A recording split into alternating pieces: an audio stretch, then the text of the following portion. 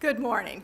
I'm Susan Dietrich, coordinator of the American Parkinson Disease Association Information and Referral Center of Virginia, and we're located at the University of Virginia Health System. I know that Kathy said this, but I just want to say it again, that I have a special thank you to Teva Neuroscience because they are one of our largest sponsors of this event. So make sure that you stop by and thank them for their help in putting on this event too. That's just my little extra thank you for them. In 1994, the APDA opened the Information and Referral Center of Virginia, and Dr. Fred Wooten was the medical director, and Miriam Hirsch was the first coordinator. Since then, we've made a few changes. Last year, Dr. Wooten turned over the reins of the medical directorship of the center to Dr. Lynn Harrison. She is on staff at the University of Virginia, a movement disorder specialist, has been there on staff since 1990, although she did her residency there as well. And she's going to update us a little bit on APDA and the UVA neurology department.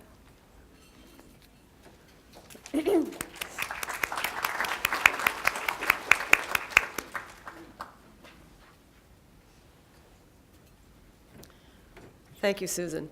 Well, first, I think my first job, actually it's my first official responsibility, I think since assuming the reins from Dr. Wooten, is to welcome you all and to say this is fantastic to see everybody out here. And I'm really thrilled to be part of what's been a wonderful tradition and will be an ongoing one for the future. So as Susan said, I have taken over the medical directorship from Dr. Wooten, and as in many things, I'll hope to take my cue from him, but it's hard shoes to fill, as many of you already know. But I'm thrilled to be a part of the APDA at this exciting time in, I think, in the organization, and we hope for the future of treatment in Parkinson's as well. As many of you may know, there's also been a change in leadership at the National APDA. I had the pleasure of meeting the new CEO there, Leslie Chambers, earlier this year. And I think that they are planning, I think, great improvements in some of the research funding strategies and the programs there to adapt to what's going on currently, as well as maintaining their sustained commitment to the information and referral centers that they have set up that I think have been such an important part of the organization. And at UVA, we've also had changes. We have two new physicians who are part of our group, Dr. Shaw, some of you already have had the chance to meet or see, and we have another young physician, Dr. Matthew Barrett, and we'll be bringing another new faculty member on board, we hope, within the next year or so. So we're excited to be developing new programs both for treatment and research, and look forward to maintaining our ongoing relationship with many of you and being available to you through the Information and Referral Center to do whatever we can to support you in your journey with Parkinson's. Thank you very much.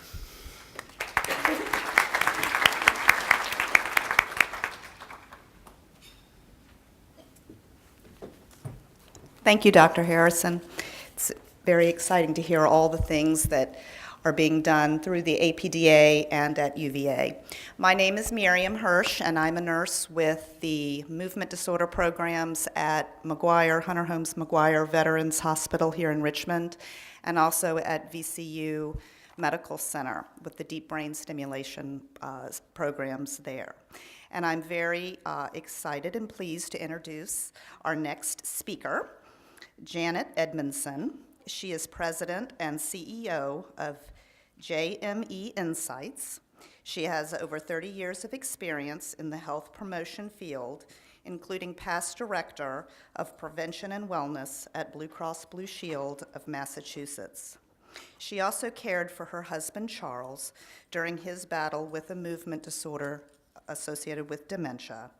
And she has shared some of those experiences in her book, Finding Meaning with Charles. Please welcome Janet Edmondson.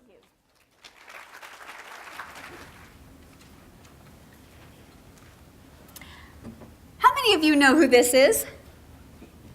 Who is it? Kay Yao, yeah, NC. North Carolina State women's basketball coach for 34 seasons, 8 times National Coach of the Year.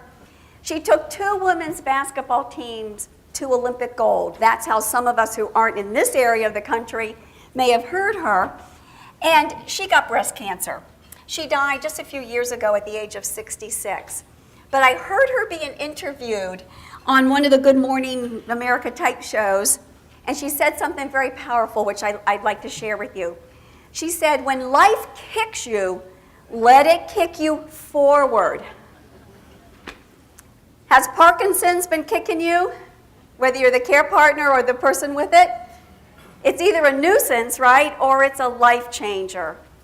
So we want these kicks because we can't do anything about the fact that we have Parkinson's. That's a given in our family and that we're dealing with this. But we want that kick to be forward.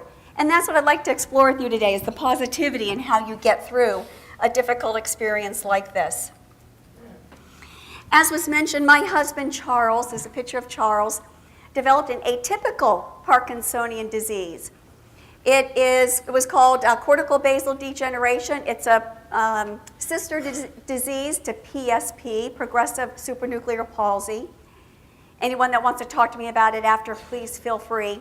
Has many Parkinson's symptoms. So he looks a lot like a Parkinson's, but he doesn't respond well to the medicines, and it is a little bit of a different disease. But we went through this over 5 years with Charles. So as you can see, it's a much quicker progression than regular Parkinson's disease. But we were determined to not let the disease slow Charles down. He was only 45 with his first symptom. He died at the age of 50. We wanted to give him the best rest of life as it was possible to give him. We kept him going in every way we possibly could. And that's this concept of letting it kick us forward. And there were a lot of positives in this that I'll share with you today. So thinking of positivity, we can take any situation, a frustration that we have or something big like Parkinson's, and look at it from a positive point of view or a negative point of view. Let's say you go out to your car and you're getting ready to go home today, and as you're driving home, the brake light comes on. All right, now that can be a negative, right? We can say, oh my goodness, that means I got to take it to the shop. I don't have time to do that. It's going to be expensive. I don't really like my mechanic. You know, what else is he going to tell me I have to do? It's Saturday. They're not, open. You got the idea? But we can also think about it from a positive point of view. What might that be? We're glad that the light came on, right? We would hate to have a situation where our brakes didn't work, wouldn't we? So it has a positive aspect to it as well, and we're just thankful that our brakes didn't go, that we had this warning. So that's what I want you to think about as you go through your ups and downs day to day, is think about we have a choice. We can look at it negatively, we can look at it positively. Our mindset matters. What we think about really makes a difference. These are Michelangelo's unfinished sculptures. He didn't just see the marble, he saw those people. So with Parkinson's, again, you can't change the fact that this is in your life. We can change what we can see going through it. Let's bring out those wonderful Michelangelo sculptures out of what we've got inside us. There are a lot of studies on mindset. Tons of them over the last 20, 30 years. So please know there's a lot of science by psychological researchers, PhD folks. I'm just going to share one with you as an example of how important your mindset is.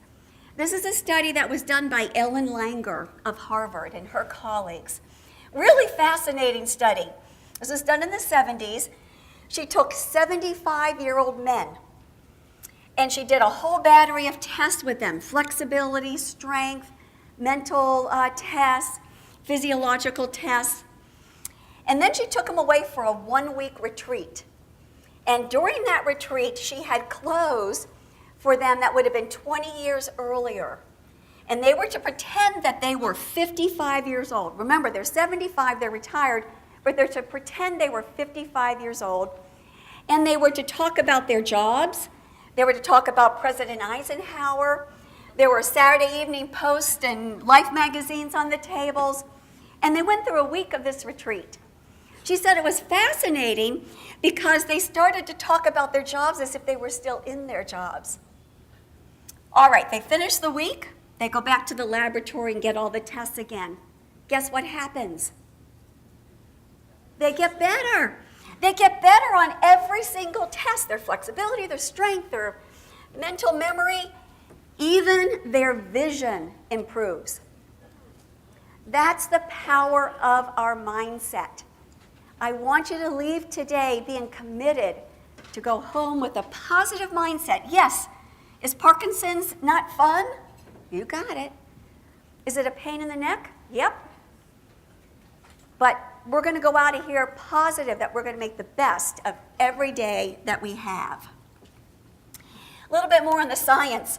Barbara Fredrickson is one of the researchers in the positivity field, a research psychologist. She found that there's a tipping point in the number of positives and negatives that we have in our life. And she found that we need 3 positives for every negative. Have you seen that? All you need is someone to say one bad thing at you, right? And it pulls you down. One bad thing happens, the brake lights come on, or you have an accident, pulls you down. The positives don't stick. Here's the way another person has described it. Positives are like Teflon. They just slide right off. Negatives, though, are like Velcro. The negatives stick. So we need 3 positives to be able to balance the negatives. You're already dealing with a pretty heavy negative. Just dealing with Parkinson's, that's a heavy negative. So how do we balance that? We might need to proactively look, find, and make up some of the positives. And I'm going to share with you ways to do that after I talk about the science today. I want to share this study, too, by Sonia Limbersky and her colleagues, another research psychologist. She looked at all the studies that they've been doing out there on happiness, what makes people happy. And when she pulled all the studies together, she found that only 10% of people's happiness was due to the external circumstances around them. 10% would be due to your Parkinson's. 10% would be due to a death in the family. 10% would be due to financial issues or, a flood, whatever. Does that seem low? It does, doesn't it? But that's what she found. So where's the other 90%? She found that 50% is what you inherit from your parents. It's who you are. So you are either, by nature, a little more pessimistic or more optimistic. You can't change that 50%. That's who you are. You need to embrace it. Know that everybody has value. The pessimists seem to be a little more critical and help us see what will work and what won't. The optimists can be a little bit more rosy. So we need everybody, but that's who you are. 50% is who you are. But I still have 40% more, right? And that is what she found is our attitude. That's where our mindset comes into play. 40%, that's a pretty good bit that we can monitor and change and let these things kick us forward that can bring us positivity. So 40% is the number I want you to walk out with. I want you to know you've got 40% control of your attitude to how you deal with the frustrations of this disease. Here's how the brain works to make that happen. We all have amygdalas. They're deep in our brain. They are very much like the same that reptiles have and all other animals. These amygdalas, if you haven't heard the word amygdala, I'm sure you've heard of fight or flight. You get a threat, the amygdala responds, you either run or you fight, whatever you decide to respond to that threat. And it's immediate. It's what has kept our species and other species alive because we have this amygdala. Just like the squirrel that I almost hit driving the other day. That amygdala got him to turn around and get out of the way. Here's the thing. We also, though, we don't have to just be responding to the amygdala, just responding to every threat and, reacting emotionally. We have this prefrontal cortex, which is the part of our brain that allows us to think. It allows us to become more rational. It allows us to get a better response to the threats and the frustrations that come in every day. So what you're going to use to get more positive or to bring that positivity in when you're down is your 40% and this prefrontal cortex. And what's really neat, neuroscience now has shown that this prefrontal cortex can grow. It can mature. It's not fixed. So every single person in here can walk out being a little bit more positive. You've got that capability. Again, I want to be clear. There's the one end, which is Bobby Knight, Indiana University basketball coach. Those of you that know of him, did he lose his job or not? He did lose his job. He was known for yelling at his teammates, yelling at the referees, just nasty kind of guy. He wrote the book, The Power of Negative Thinking, this year. I don't know how he had the gall to do it because he lost his job. It doesn't make sense to me. So we want to, we're not talking about that extreme, and I'm not talking about also the extreme of Pollyanna. Pollyanna is the power of wishful thinking. We want to just wish it all to be good. I don't think that works either. What I think is the key is this middle ground of being a realistic optimist. We're realistic that we know we got Parkinson's. We're realistic that we know there are frustrations in our day, and they're real. But we're optimistic that we're going to make the best of everything the best we can. We're optimistic that we don't have to let this slow us down and ruin our life. We can make a really wonderful life even with Parkinson's. So that's what we're after today. I love this quote by Robert Brault. An optimist is a person who recognizes that a step backward after a step forward is not a disaster. It's a cha-cha. So join the cha-cha of life with me and be optimistic. All right, so to improve our optimism and our positivity, we're going to do things to increase optimism and positivity, but we're going to also do things to decrease the negativity. Because if we can get rid of the negativity, that will have the role of bringing us into more positivity. Martin Seligman is a psychologist who was the president of the American Psychological Association when he coined this term positive psychology. And over the years, he's been thinking about what it is. And he has come up with this term PERMA. And PERMA is all of these different components. And I'm going to go through each one today to give you an idea of how you can apply positivity to your life, some good little tools that you can use. So let's get started starting with the top one, positive emotions. How many of you want some of these emotions? Yeah. All right, we want them. Everybody wants these. They're good. We're not going to do it now, but I want to point out, if you could, by the way, get your handout out of your folder. The handout looks like this. And then you have a purple, kind of pinky purple sheet that says the affect balance scale. Get that out also.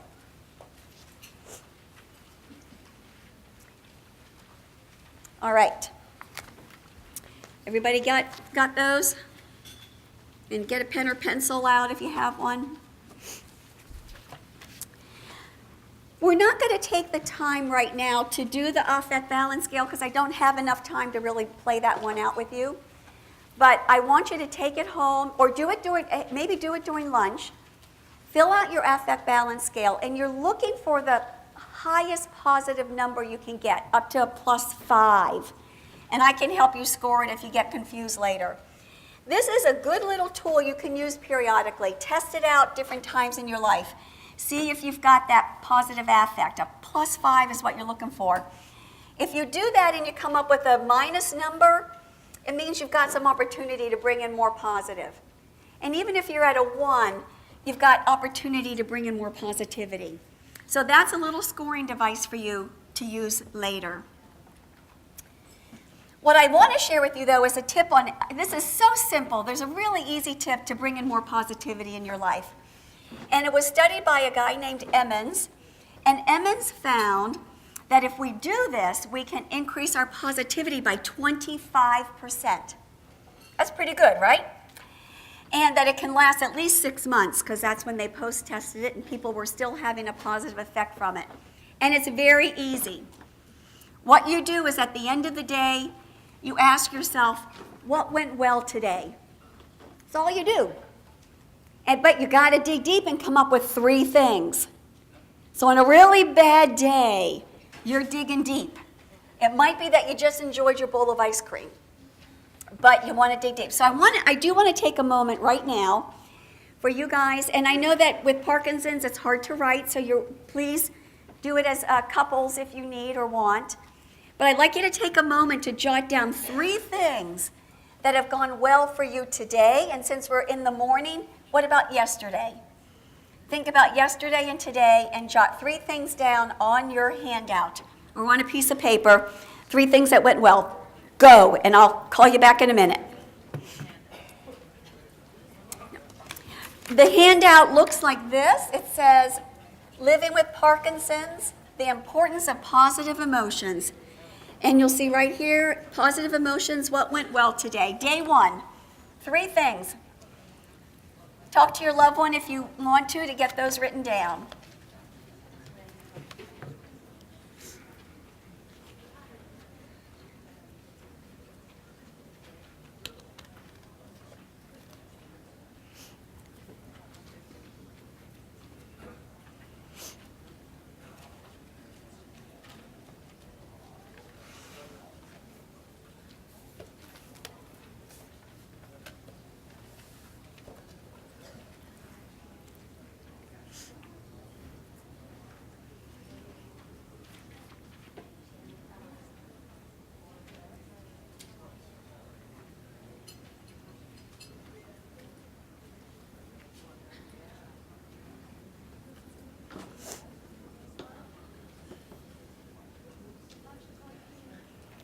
I'm going to give you just another second.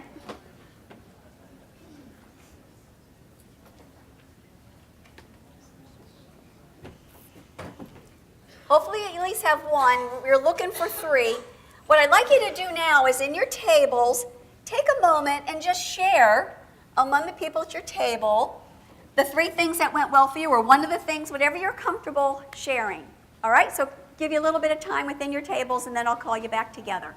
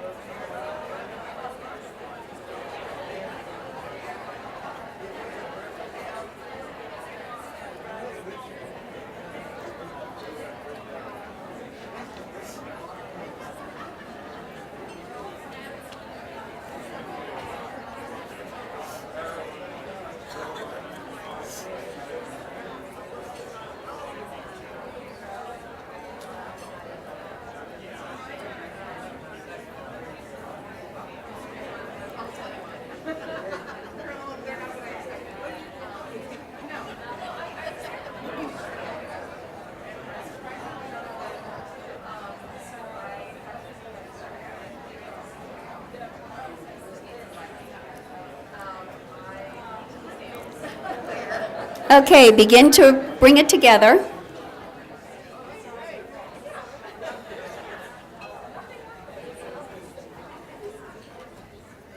Okay, bring it all back up here now.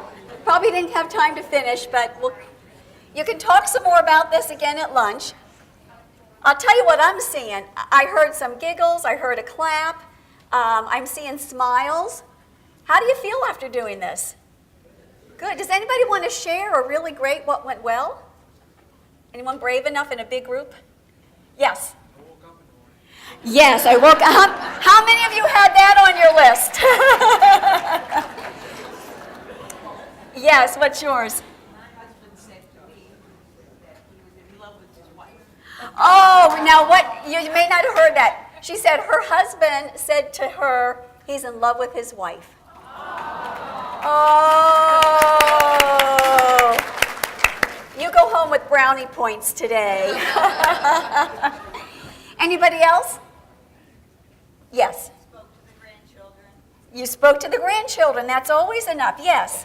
I'm happy to be here with all my support group family. Yeah, you've got a support group family, and it's really wonderful to be here with them. Anybody else? Yes. But for my little dogs. Your dogs. Yes. How many of you have pets you love? Yeah, they are a joy. They're going to be on your list. Anybody else? Okay, one more. This last one. Walked the dog the first thing this morning, then the second thing came back, woke up late and had to care for her because Friday a week ago she broke her arm and replaced it. So you were able to care for her, and she's here today? She's not here. She's not here today. Okay. But you are. And that's a real positive. All right. So that's what it's all about. And you've got places on your sheet to do 2 more days. And I encourage you to do like the next 2 days just to get into practicing it. What this does then, after you do it for a while, you'll begin to start looking for the positives during the day. Because you know you're going to be listing them that night. And then you're going to see them. And instead of Velcro, you're going to let them stick because I want you to savor them. When you see a positive, at the very time you see it, savor it. Milk it for all it's got. And then you get it to stick a little bit more. Because remember, we're trying to get 3 to 1. We got to really hang on to the ones that we get, even if they're little. Quote on this section, to wrap up this section, is from Ben Franklin. Happiness consists more in the small pleasures that occur every day than in great pieces of good fortune that happen but seldom. So enjoy the every little day positives that you have. Moving on to the E. Lots of ways to get engaged and have engagement in your life, but one is to follow your passions, to really take time for your passions. Now, what are your passions? Passions are things that you like to do or love to do, things that you value, and things that you put time into. However, when we're dealing with Parkinson's, what happens? We don't have the time. Sometimes we don't have the energy to do these things. So I want to reinforce how important they are and get you to find some time for them. And the research shows that doing your positive activity increases your positive effect. It makes you feel better. And then there's a study by Valerand with seniors that found when seniors were doing their passionate activity, their life satisfaction, their vitality, their meaning in life all improved, and they decreased their anxiety and depression. So if you're not doing your passion, you're going to be missing out on those wonderful capacities. So begin to think about your passion, and keep your sheet out there, and you can jot them down. I'm not going to give you time to do it, but as I go through ideas, jot down what your passion is. You saw me hiking. I love outdoor activities. I like activity in general. So this one, exercise, this is mine. This is the one I really love. It was my career, and it's something I just love to do. In fact, I was telling someone, I'm from Maine, and I'm really looking forward to the snow because I cross-country ski. So I'm one of the few ones that like the snow. But think about what your passionate activity is. It might be that you just love watching sports. It might be that you like to walk your dog. That already came out today. Play golf, whatever it is you like. Maybe your passionate activity is music. Do you sing? Do you play an instrument? The bottom right is my mom playing her viola. That's what got her through my dad's cancer. That's what gives her her enjoyment. She's 84 and moving through the senior part of her life. Maybe you like to listen to music. I had in one talk I gave in San Diego of Parkinson's, there was a guy who had been a commercial pilot. And so when I asked about what was his passionate activity, he said, I love to fly. But I knew watching his Parkinson's, I sure was hoping he wasn't piloting an airplane. And I thought, gosh, how's he going to do his passion? He can't fly. Well, he came up with another one. He said, you know what? But my wife and I love classical music. And that's my passion now. Then I had another guy This was a Parkinson's group in Florida who played a steel guitar, and I'm not sure I've really seen a steel guitar, I'm sorry to say, but he explained it. He uses his feet, he uses his hands, and he sang. Well, he could no longer do the feet part. He was still able to do the hand part, but he kept doing his passion activity, even though he had to modify it. So even if you have to modify your passion, see if you can do it. So music. Then there's all the hobbies: quilting, sewing, crocheting, knitting, going out and staring at the stars, doing your genealogy. Maybe it's just getting with friends. Maybe it's travel and adventures. We're going to talk about adventures later. Maybe it's playing bridge. What are your passions? And now the trick is, how are you going to make time for them, because they are so important in your life? So I want you to go home and think about that. I've got to put those passions back into my life if they've been dropped off. And at least a little bit. You might not be able to do it like you used to be able to do it. Those of you who have Parkinson's who were artists, you might think, oh gosh, I can't do it anymore. I would say get a little bit creative. Use your Parkinson's to create a whole new style of art. But don't let go of your passions. They're too important. Quote from Oprah: "Passion is energy. Feel the power that comes from focusing on what excites you." So think about what your passions are. That's the engagement part, one of the pieces of engagement. Now, relationships. Do you think relationships are important? Yeah, that's why you're here with the group, right? Because they really help. So let's think about how we can connect with others, because in fact the studies are there. This is probably the most important thing you can do. And so I want to encourage all of you, if you're not in one of the Parkinson's support groups, this is the day to find out where they are and get engaged, or get engaged in your church groups or other kinds of community activities where you can, in your synagogues, whatever, where you can connect with others. It's vitally important. Diner and Chan went out to look at, they said, if we look at all the happiness studies and we look at the top 10%, boy, the top 10% of the happiest of the happy, we should really figure out what the real ingredient is there. So they looked at all the studies. They couldn't find anything that was consistent between all these happy people, except one thing: the strength of their social connections. That was what they all had in common. And then there was a study by Valiant and colleagues. This is a study over 70 years. Another study at Harvard of, these guys were sophomores in 1938 to 1942. Harvard sophomores. They watched them over 7 decades, and they looked to see who was successful, who wasn't, what happened with their families and their life. And they found that those that had the strong social connections were the ones that had better happiness and success. In fact, the happy people, the strong social connection people, were the ones who had double the salary of the ones who had no or few social connections. So it really is important. Now, why? Well, it seems like when we're in groups like this, you're here today, this is a great social connection. When we're here, as we're looking into people's eyes and talking to people, our bodies are producing a hormone. And that hormone brings us pleasure. It allows us to concentrate and focus. That hormone also decreases our anxiety. So can you see why it's so helpful to be with other people? It's huge. So think about ways you can increase your social connections. I want to share one story here, another Parkinson's group that I spoke at. This woman said that she and her husband and 2 other couples would have dinner once a week together, and it was a social event that she just cherished. But her husband's Parkinson's had progressed where she couldn't go out anymore. It just was too hard to take him out. So what she did was she got pizza or Subway sandwiches. She got the plastic plates, the plastic cups and flatware, everything. So easy cleanup, and she brought them to her house. So every Monday night, She brought those two couples to be with her, and that was her way to keep the connection going.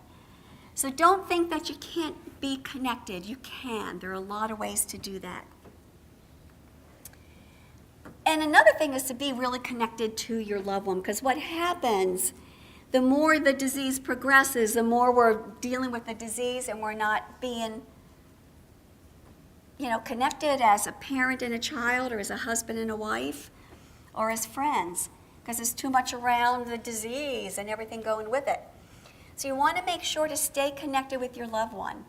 So things that you can do there are to just really focus with each other. Have some time that's just you time together. Whether it's a morning coffee at the local coffee shop, or it's something that you do just you two together, so you can just have time together. The other thing that the researcher Jane Dutton said to do is to goof off. So definitely find time to have fun. That's the key. So take a look at your handout. I want you to look at the 4 squares that are under focus on social connections. And take a moment just to think how you might take one of those squares. So either more time with your loved one, who might you contact from the past, social media. How many of you are on Facebook? Raise your hand. Hi, be proud. Okay, down. How many of you are not on Facebook, but have the internet at home? All right, I'm talking to you guys. I want you to have your grandkid, your nephew, your niece, somebody come in and set you up on Facebook, because that's where all those grandkids and nieces and nephews are posting what's going on in their life. All you have to do, I'm telling you, once they set it up, all you have to do is open it up and read it. You don't have to respond, you don't have to do anything. As long as they set you up and put all your family and friends up there, you only have to open and read it, and you can keep track of people. I've been able to connect with people that I knew from college, from high school, so it can also be fun for that too, but even with your connection with your family. So see if you might want to do that. Or maybe you might want to find a new social connection. That new social connection might be joining a new group, might be getting involved in taking some kind of activity, instruction at the local community center, joining the choir, whatever it takes to get involved in a new group. So I just want you to think about what that is, but I want to keep moving on because we got lots I want to share that I think are really important. So you got some ideas on that? How you're going to reconnect socially? Okay. I'm giving you a quote from my late husband, Charles. The essence of life is relationships. To me, that's what it's all about. All right, now let's move on to meaning, one of my favorite parts, because I think it's hard when you're in the midst of this stuff to take the bigger look. Where is the meaning in my life? I think we can find meaning in the gifts that our struggles bring. And in my life, I've realized that I get to deeper level of relationships. I get to greater growth personally when I go through a struggle. Now you see up here, I've got the Twin Towers in New York. We all remember 9/11. And we remember seeing those planes hit the towers and watching them just crumble. And we were horrified. How could anyone do this? What's going on? We were scared. I lived in Boston at the time, worked in Boston at the time. That's where the planes took off of. We didn't know what was going on. We were scared to death. It was horrible, and about 3,000 people died that day. The worst terrorism since Pearl Harbor, they say. How many of you, though, think about that time and you went home? Did you feel closer with your family? What about when you went to your faith groups? You feel closer as a community? I don't know about down here, but in Boston, flags were going up over the overpasses. Was that happening here too? We were feeling closer as a nation. I'd like to say we were still there, but we're not. But I drove down the Massachusetts Turnpike to work every day, and you may have heard that Bostonian drivers are pretty bad, and they deserve that reputation. But after 9/11, everybody was nice. Even the taxi drivers. When you had to pull over, they, instead of giving you the finger or yelling at you or honking at you, they say, "Come on over." It was really, you could feel it, you could touch it, it was palpable. That's the gift of 9/11. All of those are the gift of 9/11. Well, you might say, that's kind of silly. 3,000 people died. So the gifts don't balance out the bad. But the gifts are what can help us, buoy us up through the bad. It's not a one-on-one, but it gets you through. So let's think about gifts. We're going to take some time to jot these down and talk about them. For Charles, I think he might say his gift is that he got closer to his two younger brothers. They were very close growing up, but Charles' second wife, Charles' first wife, they separated and divorced, and that was not acceptable in his family. And so Charles, when we got married, didn't even invite his parents and his family to come. He didn't think they would want to. Well, we worked hard to build that relationship, but it was Charles' disease that really crystallized it. And he got so close to those two younger brothers. I've got a lot of stories about it, but it was beautiful to see. This is Patti and Rhonda. These are my gifts from dealing with the disease that I had to deal with. Patti's husband had the same disease as Charles and Rhonda's mother. And we started a support group. And they have become, I didn't know them before this disease, and we keep saying the disease is what brought us together. And Patti and Rhonda, I've moved up to Maine, they're still in the Boston area, but we're the very closest of friends. We get together every 6 months or so, we travel together. I really value the relationship I have with them. Would I rather have Charles back and never had the opportunity to meet Patti and Rhonda? Sure, I would have done that. I didn't have that choice, though. So what I can do now, though, is at least celebrate the wonderful friendship I have with these two great women and really value that as a gift from Charles's disease. Also have the gift that Charles wrote his book, Paradoxes of Leadership. He was a phenomenal leader, speaking about this all over the world. He never slowed down to write his book. The disease slowed him down. And we said, it's now or never. And we got his book written, and that's his legacy. And because he wrote his book, I said, ooh, maybe I could write one. I never wanted to write a book. It was not on my to-do list and my bucket list, but I did, and I knew I could because of Charles.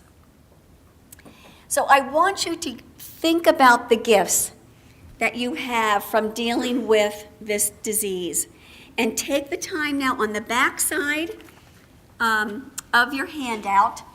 I want you, and work with your loved one so that you can do it as partners if you want, or you can do it individual. Jot down what you see as the gifts from having Parkinson's in your life and family. I'm going to give you a little bit of time to do that.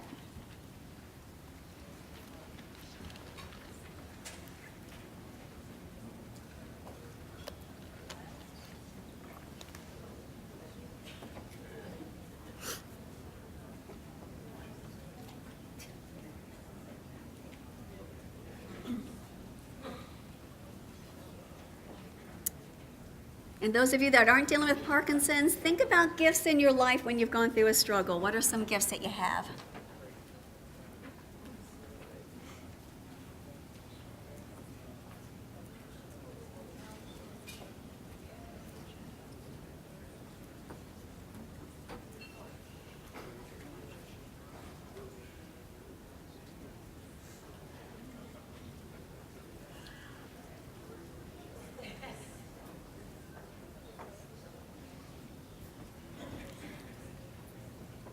Hopefully you've got a germ of an idea. Could you again go back to your table, and whoever wants to share their gift, please share it among your table, and I'll give you a few minutes to share your gifts with each other. And this will be a gift to them because they're going to love hearing your gifts. Okay? talk amongst yourself.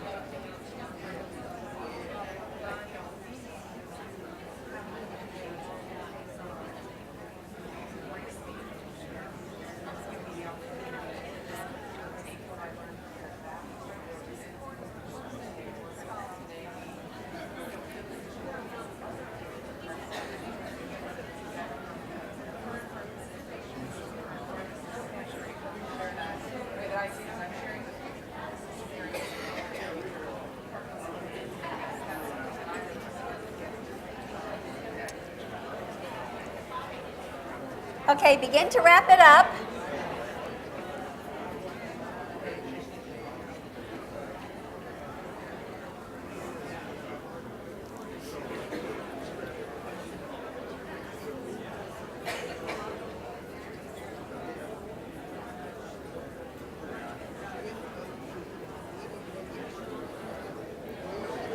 Okay, let's bring it all back here if we could.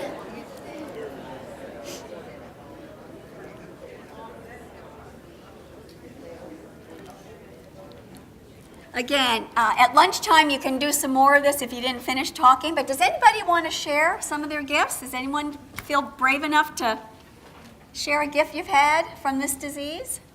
Yes. Better parking spots. All right. That's looking at the positive, absolutely. Any other gifts? Anyone else want to share? Yes. Huge. I couldn't have said it better. It makes you realize what's important in life, right? What other gifts? Yes. Retire early. Yes. Yes, enjoy the moment. The moments become more precious, don't they? What's another gift you've gotten? Yes. You make new friends everywhere. Yes, because you're able to communicate. They want to help you. Charles used to say, boy, people are so friendly because they would be helping him so much. Anybody else? Yes. I didn't hear that. Say it again. Opportunity to show my granddaughter how people face life. What a beautiful life lesson this is when you show love in the midst of a disease. And then there's another one here. It opened up new opportunities for new adventures and life. It opened up new opportunities for new adventures in life. I was speaking to, it reminds me of an ALS group that I spoke to, and there was a couple in there. They were the mother and the dad of their son who had died really the month before. They told me that over the 5 years of their son's ALS, that's Lou Gehrig's disease, that they took him on 20 cruises. And every time they went on a cruise, they brought an aunt, an uncle, a cousin, a friend. Think of the relationship building he was having with that. So definitely. Whoa, doesn't this just get to your heart?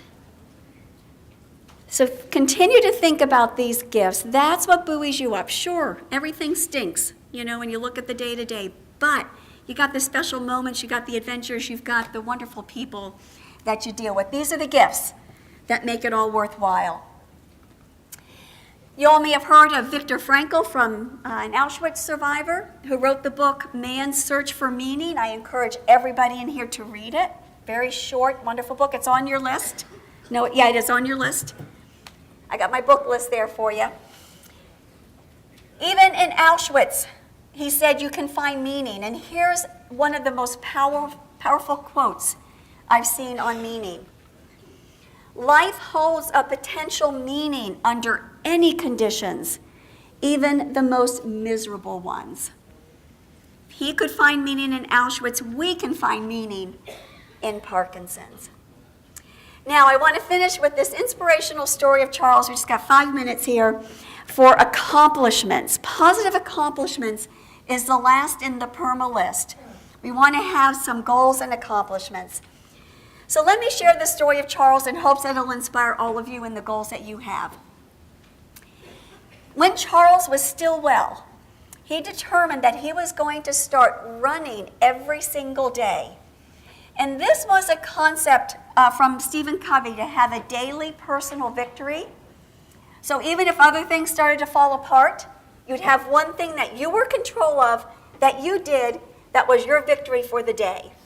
And for Charles, it was going to run. Well, anytime you make a goal like that, it's going to get tested, right?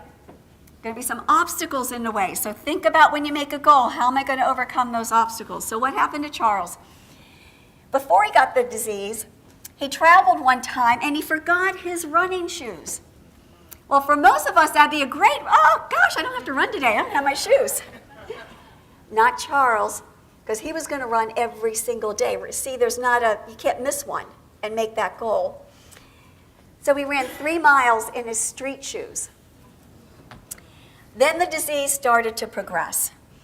And he was running one day, came back, it was actually an evening, came back, he had tripped on a stump of something. And you know what it's like when you fall, when you've got a movement disorder. This is the aftermath. A few months later, you can still see the scars on his face as he had abrasions from that fall. When that happened the second time, we realized, oops, Charles, no more running on your own on the street. Let's go try the high school track. There's nothing to trip on.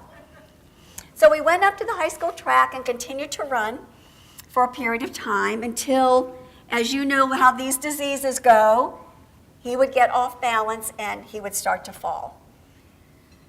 All right, we had to regroup. So we said, all right, he was slowing down so I could start running with him. I said, okay, you can only run if I hold your arm. And then I would recruit, this is my brother-in-law, I recruit somebody whenever I could. So we ran holding Charles's arm and continued to do that until his disease. Now, with Parkinson's, you tend to come this way as the disease progresses. With Charles's disease, he got stiff and got this way. And so here I am, we're running along with someone who's not good balance and center of gravity's backwards. I finally said to him, Charles, I hate to say this, but I think we're going to need to switch to walking. Is that okay? And he agreed. And so we continued walking. This is just in the home, but we'd walk around the outside. until he got so stiff, and I just realized we just can't do it. So he had 2 hospital stays in 1 month, and everything was falling apart. He was going downhill quick, and I said, I got to give it up. But Charles had accumulated 1,675 consecutive days of running or walking, and I know it because he kept track of it in his time system. Wow, what an effort of overcoming obstacles and sticking with your goals. So that's the message I want to leave with you in regard to your goals. You've got a sheet here when you go home to think about the goal you want to accomplish, figure out what the obstacles are, figure those out in advance so that you can overcome them. Paul J. Meyer was a salesman, age of 28, millionaire.